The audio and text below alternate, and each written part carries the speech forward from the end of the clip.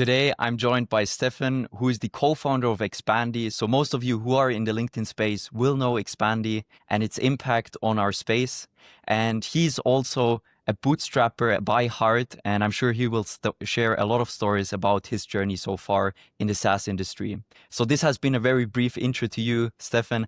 I know there's much more to cover, like awards and other ventures which you have funded, built, invested in, but I will give you the hand and let you introduce yourself a bit more and give us a bit more context why you're such a proponent of bootstrapping. Tim, thanks first and foremost for having me. We will not do it in German this time, right? But right. Ich kann ein bisschen Deutsch sprechen. All jokes aside, I'm quite humble, so I agree with this small introduction, and I think we can both deep dive a bit more in my journey, all the questions you have, and also about especially the bootstrapping part, because that seems not a common route anymore these days, right? Absolutely. So bring us back in time to the founding days of Expandi. How was it back then, and how did the space evolve upon your years of building this LinkedIn automation tool? Because there are many competitors out there at the moment, but you've been the OG LinkedIn outbound tool, I would say. Thanks for that compliment. Yeah, we're hanging around already for 5.5 years in the space, and it's definitely evolving. Right? It's the same like we jumped in at the moment that we were solving a real problem for agency owners, which we were ourselves previously.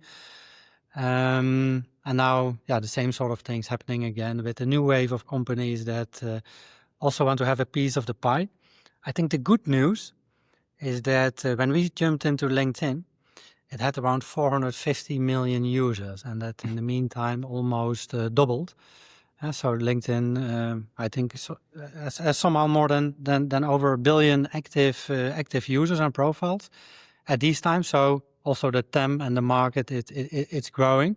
So there should definitely be enough space for everyone. As we do not all have the same narratives and solutions. Also, that might like so from the outside, right? Absolutely. So I can hear out that you started out as an agency. Is this the way how you essentially bootstrapped your SaaS company? The real story and the drive to bootstrap the company, it goes way far back, because I'm already working for 15 years, I assume, with my technical co-founder Glenn together. We met each other at an internship we did both at our universities. I was studying marketing and he software development. And we ended up at an internship at the same company. And from there on, we started to engage more.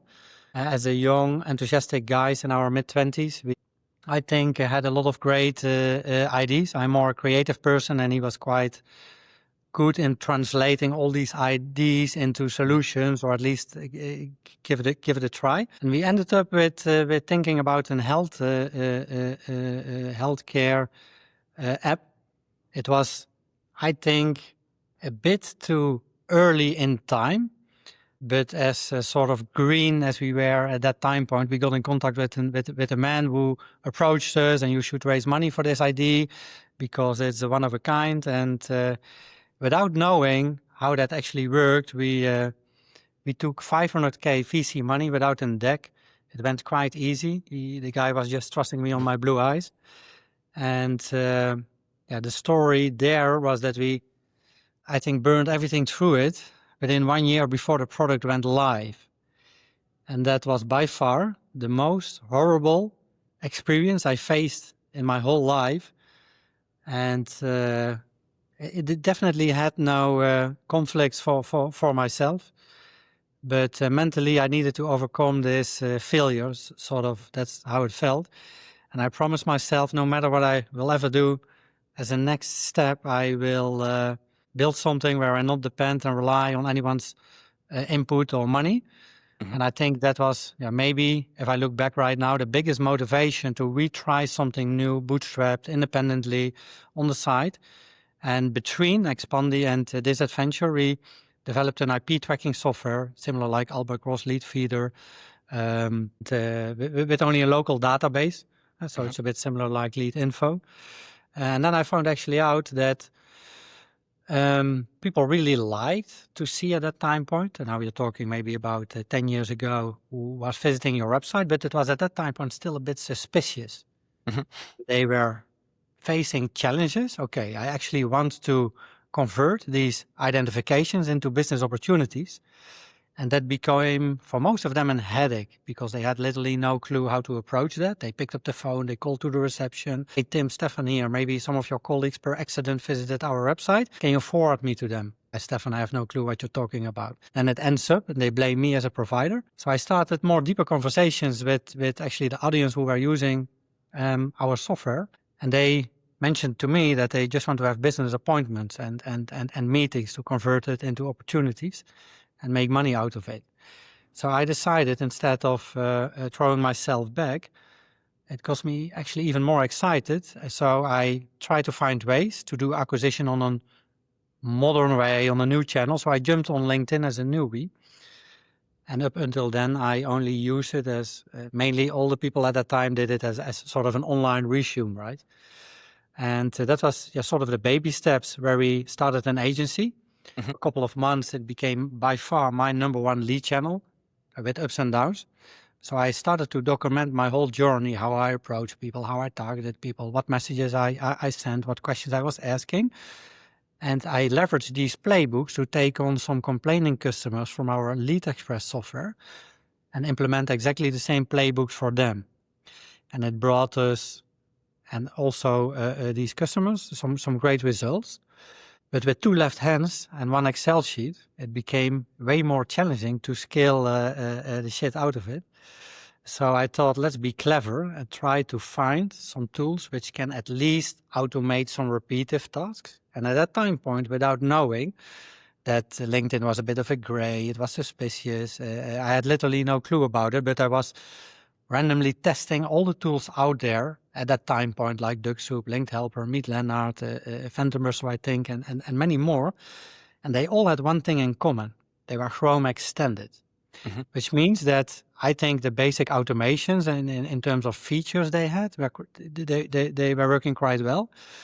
But with the growth hack mindset and managing multiple profiles and want to run split test, A/B test, and test different approaches on each account, they forced me, these tools, to set up a very complex VPN servers with dedicated IPs, and they were running on my screens, 35 different screens. And when my wife was calling me for dinner, I needed to close each and every night all these automations. And that became at some point so frustrating that I actually shared out of frustration for myself all these things with my co-founder Glenn, and he said, let's build the thing ourselves. We make it more seamless in the cloud, more focused on agency owners and their needs, to do it seamless, switch easily between profiles, dedicated IPs, and that was a bit of the born of Expandi.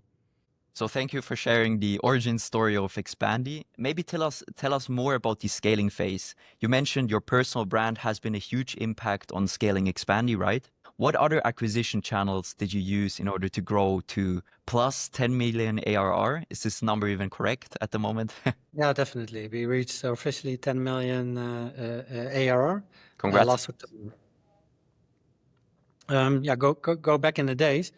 I detected when we stepped into this adventure that the market at that time point was already set up with a lot of tools out there in the sales enablement focused on LinkedIn.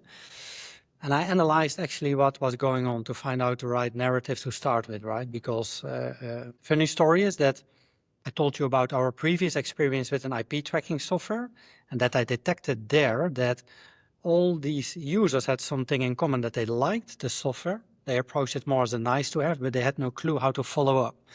So when my co-founder Glenn provided me with a beta version of Expandi, I thought that might be the right audience for us, because we had tons of users ourselves, we faced the same problem. So we know one thing for sure, that users of other common tools, IP tracking softwares at that time point, would most likely face the same. So I used an approach to test that out and validate. And I used BuildWith together with the tracker from one of our competitors.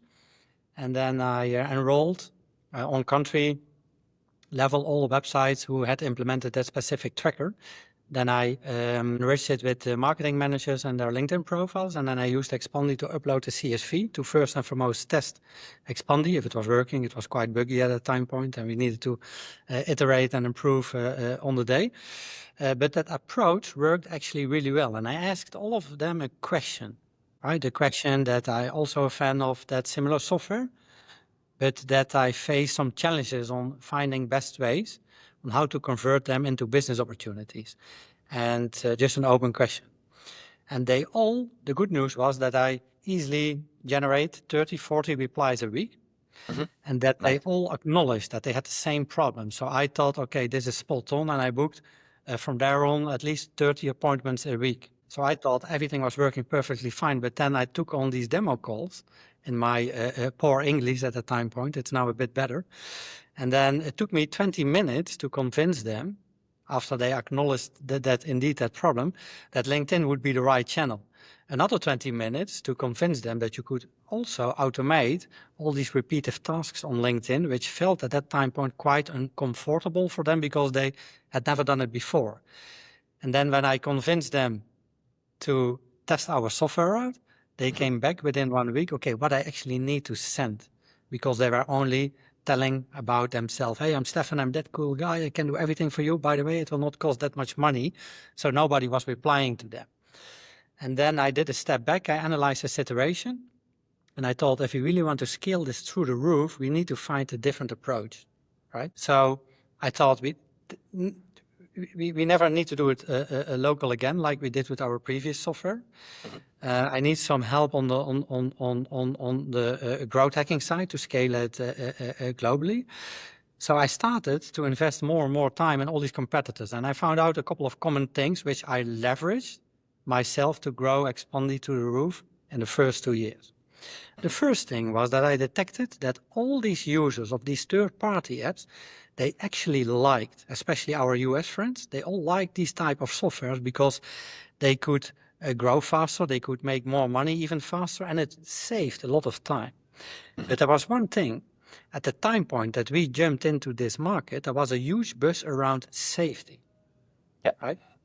So, because I think Linked Helper and DuckSoup, they were catched once. We're talking now about 6 years ago.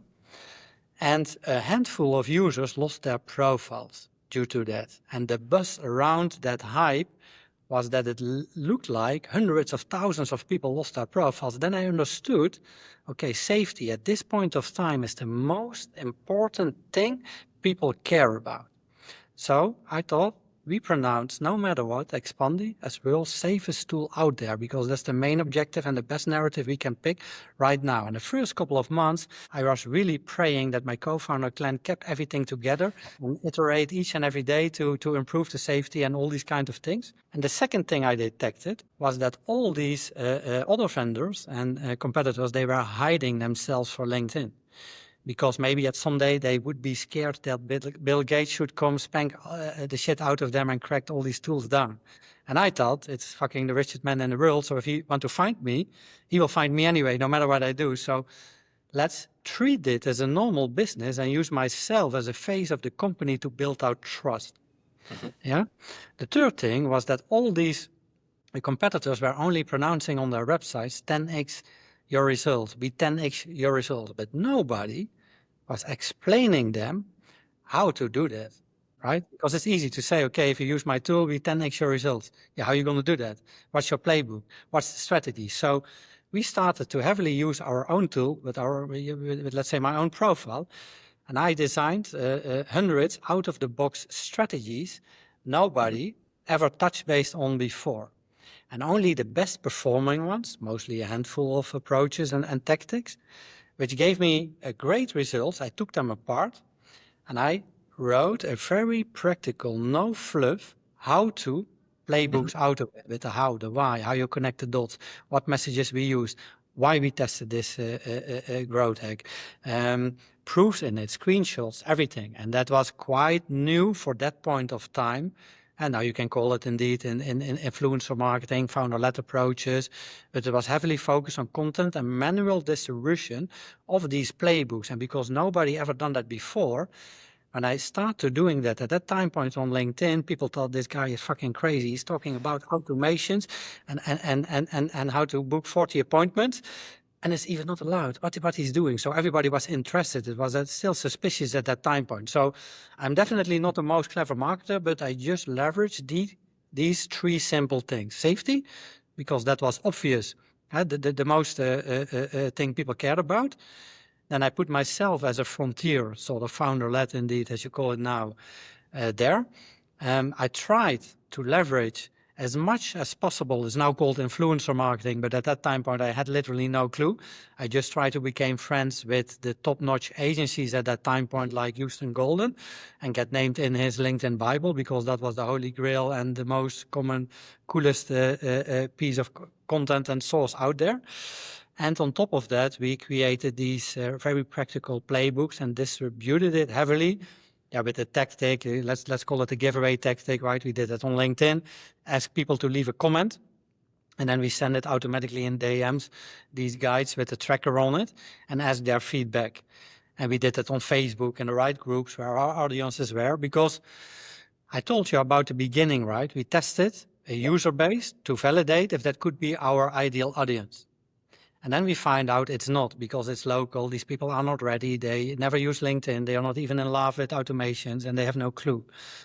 So when we did a step back before we launched it, I thought, okay, what would be the perfect audience for this type of tool to grow the shit out of it, right? So I thought it actually just needs to be people like myself, who are agency owners, growth marketers, who are managing multiple profiles, who are already in love with LinkedIn, who are using such kind of tools already, but who faced sort of the same challenges as I faced myself when I tried to scale my agency. And when I took on more than 700 demo calls in the first, let's say, 5 months myself, my story really resonated with all the challenges and the problems the people had. So we became friends. They saw my face. And at that time point, I was maybe one of the few ones who took on calls as a founder himself, who was replying on WhatsApp, on every channel, on Facebook DMs, and sort of. So I think, with all respect, the competition made it at that time point a bit more easier. And so, yeah, we grew nonstop to, I think, 7 million or so within sort of 2 years with that narrative. Wow. And then, yeah, we needed to scale the organization, which we forgot to do. And then, yeah, that took a bit more time to overcome that challenge. I can imagine. Very interesting. What I truly love is how actually simple it is. I was expecting like fancy growth tactics, but at the end of the day, it really comes down to the basics and principles. So you really differentiated yourself from the competition with being the most trustworthy and safest LinkedIn automation tool, right? Then, or before this, you even identified who's your ideal client profile through extreme validation. Then you differentiated yourself, and to further nurture these leads, I assume these playbooks were like more for bottom of funnel activity to convert these interests into actual customers. So thank you very much for sharing this playbook. I heard you took the first 500 sales calls. I assume your life looks a bit different right now because you stepped down from the, I would say, CEO position, right? Correct. And you're now, you have more freedom, right? So what has changed since the beginning? Yeah, interesting question. I think when you're in the beginning of the journey, you're with a very small team in one room. You just need to grind, wear multiple hats, and just make things work. And work your asses off maybe 16, 17 hours a day, as half of our customer base was coming from the States. So we needed to operate in different time zones, catch and cover both. And that was more grinding, hustling, and very practical, right? But as soon as you understand or reach a plateau in a certain area, then you need eventually to bring in people. We found out that a bit too late. We did not have the experience. We never scaled the company successfully, as I only shared with you a couple of overnight success stories which did not took off, right? So we only gathered a lot of experiences, but yeah, we never did something quite successfully.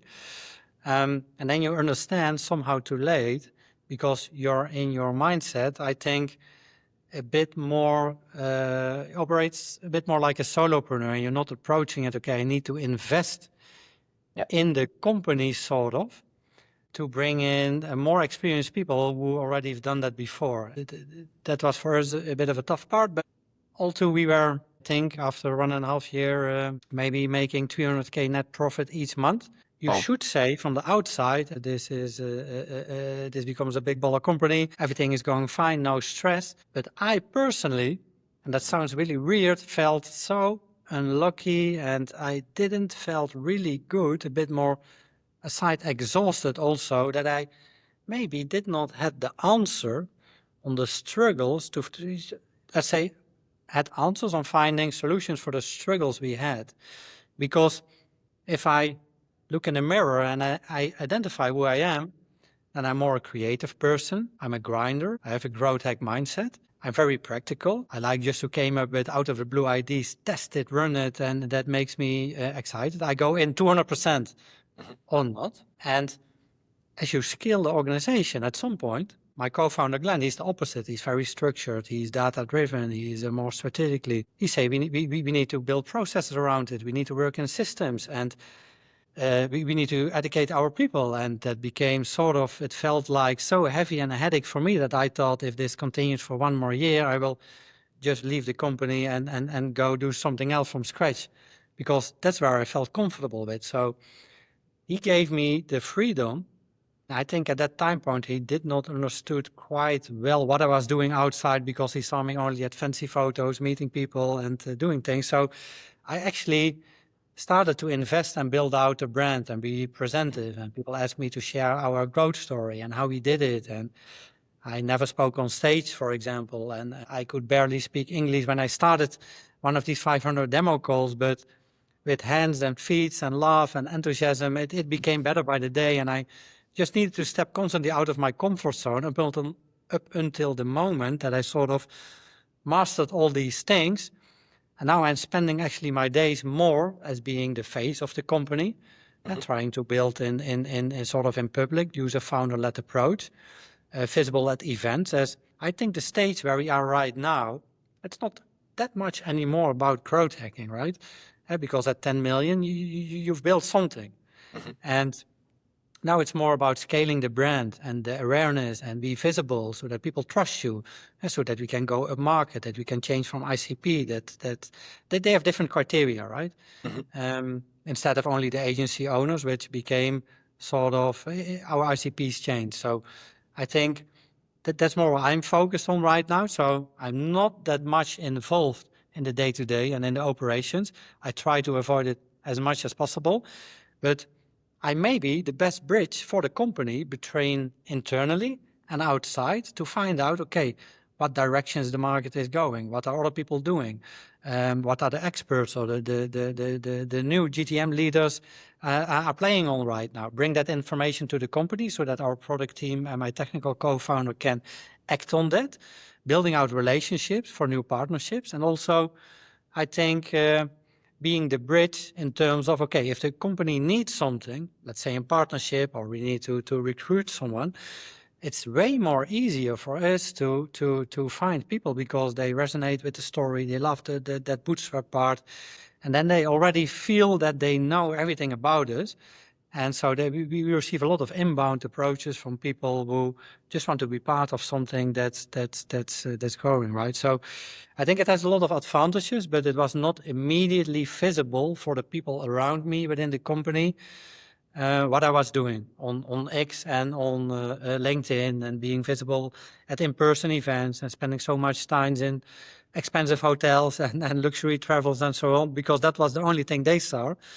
Yeah, but now they acknowledge, okay, it was definitely the right thing you did at that time point, because that helped build what we have right now. So I think that changed. It seems it has worked out quite well. So you mentioned you're going to a lot of conference, you're well connected in the GTM space. So tell us, where is the space heading and what are you most excited about? Yeah. As you also mentioned in the beginning of the conversation, that there's of course a lot going on. So I think that it's not a right answer. It's about, okay, what narrative and what you see happening. What I see happening, for example, is, and most likely we both see that, is that if we scroll on our feeds on LinkedIn, we see only the pros with their posts, and people who know already everything and who can connect multiple tools together.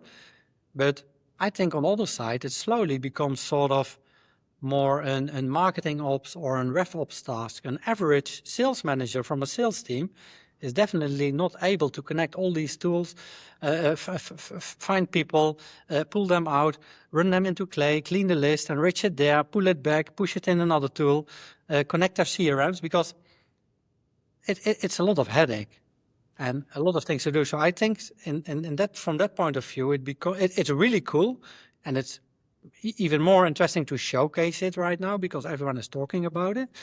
But I think it's going more in the direction of making it super, super simple. Yeah. Because I think the winner of tomorrow will make it so simple that there should be no need to use 5 tools. Where you can just, with an MCP, talk, and that in the back end with agents, everything will be executed so that it's less sensitive for mistakes, that it goes faster, that the point of achieving a result will let's say value, will go way faster. Aside that, I think the way when we started on how we approached lead gen, all of us, it was quite simple. Every stupid motherfucker could make money on LinkedIn, with all respect, including me. Because you just run a simple search. There are no limitations, no restrictions. You blast out as much as possible requests, and the one who accepted, you bombarded them like crazy with follow-up messages. And then there was always an outcome. So yourself and your customers became satisfied. People jumped to, and LinkedIn restricted that, people jumped to email, because changing people's behavior is the hardest thing to do. So people did not want to come out of their comfort zones and stay comfortable with what they knew and not invest time in learning new things. So they jumped to email at that time point, because they still could, let's say, use spray and pray approaches with a lot of spam there. Now it becomes more tougher there as well. You need to do better your best to end up in the inbox instead of the spam. So people come back to LinkedIn. But I think as well that the new lead gen agencies that are actually sort of the creators, the people who use the founder-led approach, the people who leverage content on LinkedIn. Because I think we slowly understand that we all need to create content, and that everything around LinkedIn, so the people who want to use it healthy and stay on the platform, use that at some point in their approach. And so I think it will change more into an all-bound approach, and it starts with creating content. There are a lot of tools out there who can help you create acceptable and not even good content with tools like Scribe. But then the headache kicks in, because if an agency or yourself who try to build in public or use a founder-led approach start getting traction on his content, it gives you a good feeling. Right? But then the second problem is that there's a lot of engagement on your posts, and indirectly you attract more profile visitors. And if you do that both, we can be sure about one thing, that not all people who engage with your content or visit your profile is the right ICP. So you need to do a lot of work to clean the list, to pull it out, doing it back and forth. So we're going more into that direction to make it super simple for creators, influencers, content creators, content agencies, people like myself who build a public, to build all-bound flows, to clean lists within Expandi, super, super easy, and to focus actually more observing these type of audiences who want to work on personal branding as well. So yeah, I think that that will be a couple of shifts we definitely can't ignore. And on top of that, yeah, the buzzwords of these days are, of course, also agents, right? To make things more easy, super simple. And at the end of days, yeah, we still have to see how LinkedIn eventually will move themselves. Yes, we normalize everything what we do, but if we still look at black and white and how we started back in the days, all the tools out there, we can dream about exits, we can dream about certain things, but if you just keep it to the reality, we all build sort of a Frankenstein because it's not a normal sort of software. We don't have an API integration. We don't have an agreement with them, right? So at the end of days, it depends on what direction they go, and we can design and think and be creative about what we think where it is going.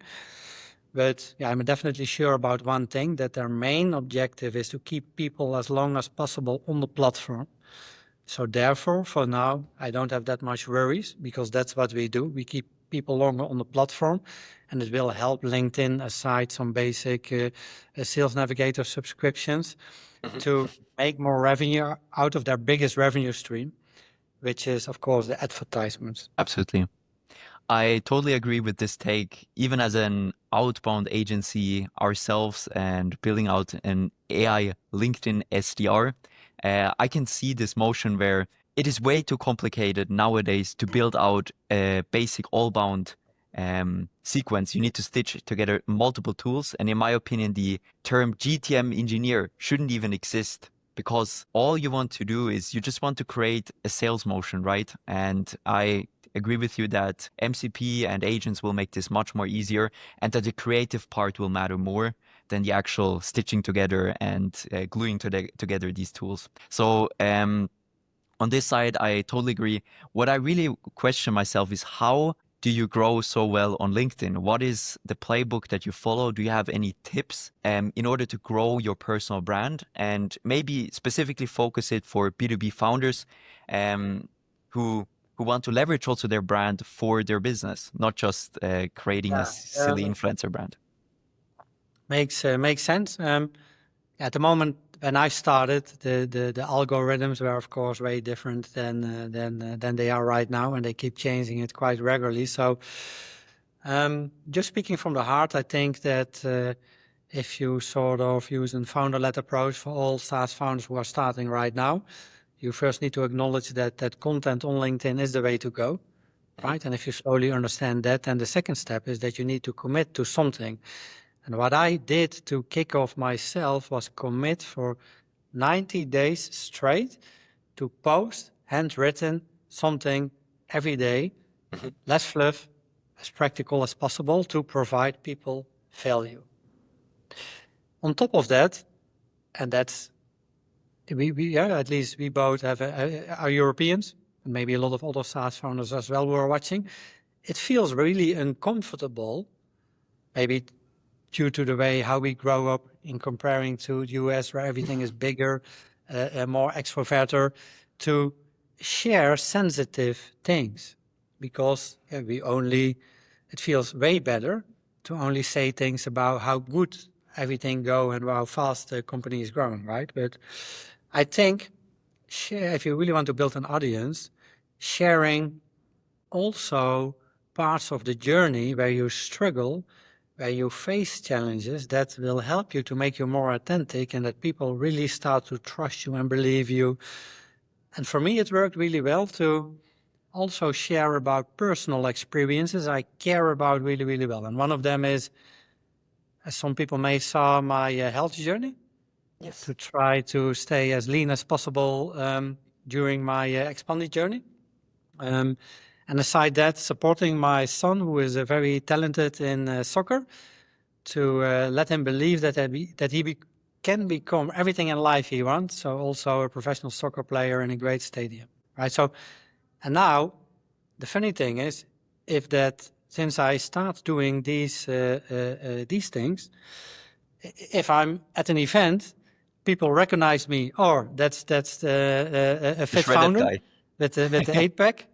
Yes. The shredded guy. Or how is your son doing with his football journey, right? So I think if you're doing these kind of things, and we all have our own interests and our great stories to share, not only business-wise, then people have the feeling that they know you. Because I faced it multiple times that they just approach me. How is your son doing with football? Did he had a tournament this weekend? How was this Champions League games? And how do you stay in such shape? Can you help me? So I think that helps to build trust and sort of a relationship on a personal level. So I should recommend to do that more. But also business-wise, if you have challenges, if how I fucked up a decision and we ended up losing 500K. I think that are the real stories, right? People want to hear, because it's not always shine and good things.